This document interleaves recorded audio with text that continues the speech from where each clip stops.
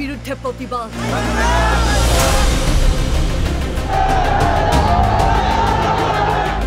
All India মুছলিম personal ল বৰ্ডৰ আহ্বানত প্ৰতিবাদ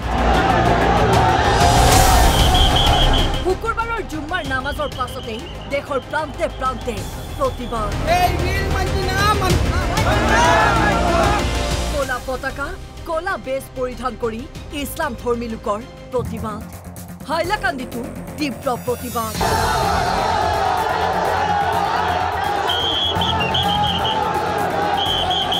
হাইলাকান্দিৰ ৰাজপথত তীব্ৰ প্ৰতিবাদ সাব্যস্ত কৰে প্ৰতিবাদকাৰীয়ে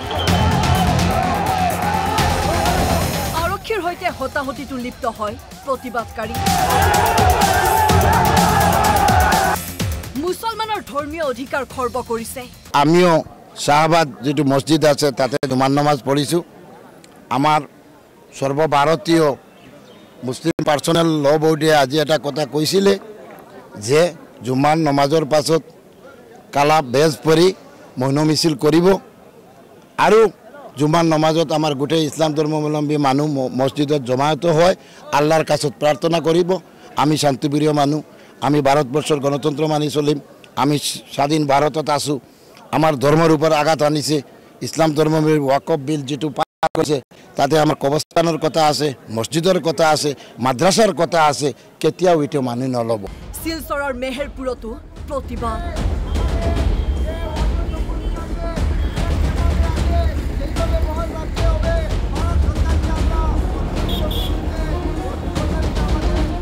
জুম্মাৰ নামাজৰ পাছতেই প্ৰতিবাদ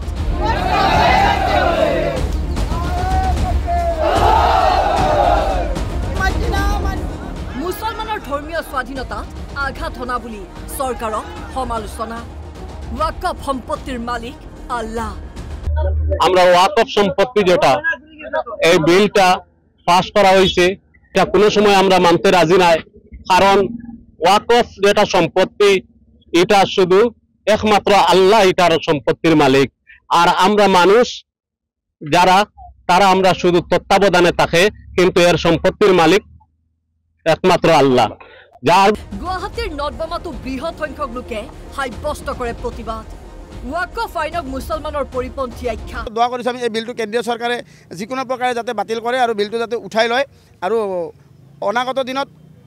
অসমৰ সৰ্বভাৰতীয় পৰ্যায়ত যিটো মুছলমানৰ বা সমগ্ৰ বিশ্বত অকাপ প্ৰপাৰ্টি আছে গতিকে বিশ্বৰ অকাপ প্ৰপাৰ্টি যাতে অকাপৰ যিটো উদ্দেশ্য তেওঁলোকে ডনেট কৰিছে বা ফৰফাদাৰসকলে যিখিনি ডনেট কৰিছে এইখিনি অকাপৰ যিখিনি নিয়ম নীতি সেইখিনিৰ ভিতৰত যাতে ইউজ হয় এটা যাতে থাৰ্ড পক্ষ মানে তৃতীয় পক্ষ যে কোনো হস্তক্ষেপ কৰি এই অকাপ সম্পত্তিবিলাকৰ ইফাল সিফাল নকৰে তাৰ কাৰণে কেন্দ্ৰীয় চৰকাৰক অনুৰোধ জনাইছোঁ আৰু অতি শীঘ্ৰে এই আইনখন তেওঁলোকে বাতিল কৰিব বুলি আমি আশা ৰাখি আজি পবিত্ৰ শুকুৰবাৰৰ দিনত জুমাৰ নামাজৰ পিছত আমি বিভিন্ন মছজিদৰ আমাৰ ৰাইজসকল ওলাই আছে আৰু আমি সমগ্ৰ ৰাইজে এই বিলত প্ৰতিবাদ জনাইছোঁ ওয়াকফ আইনৰ বিৰুদ্ধে সৰব হৈছে বিধায়ক সিদ্দিক আহমেদো এই আইনৰ ক্ষেত্ৰত মুছলমান ৰাইজৰ লগত তেওঁ আছে বুলি প্ৰকাশ কৰিছে ৰাজপথত আন্দোলন নহয় আইনী যুঁজহে প্ৰধান ওয়াকফ বিলটো একচুয়ালি মুসলিম মানুহৰ পক্ষে নহয় এটো এগেইনষ্টত গৈছে এটো আমি সকলো এই বিলটো হেতু মুসলিম মানুহৰ ডিসফেভাৰত 100% মুসলিম মানুহ ইয়াৰ ডিসফেভাৰত আছে গতিকে আমি মানুহৰ লগতে আছো কিন্তু আমি এটোই বিচাৰিছো যে সুপ্ৰিম কোৰ্টত কেছ হোক আৰু সুপ্ৰিম কোৰ্টে কি ৰায় দিয়ে হিটোৰ লগত আমি থাকিব লাগিব আমি তো কোৰ্টক মানিব লাগিব এই হিসাবত আমি আইনৰ বিৰুদ্ধে আমি আইন প্ৰণয়ন যেটো খেলা হ'ব তাক আমি অন্তত সাপোৰ্ট দিয়া মানে অন্তত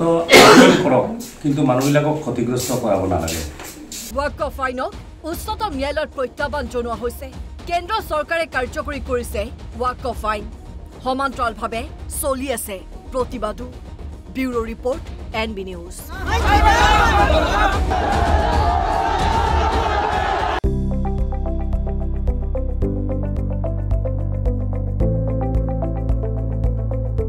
NB নিউজ সহজ সৰল ভাষাত নৱভাৰতৰ কথা।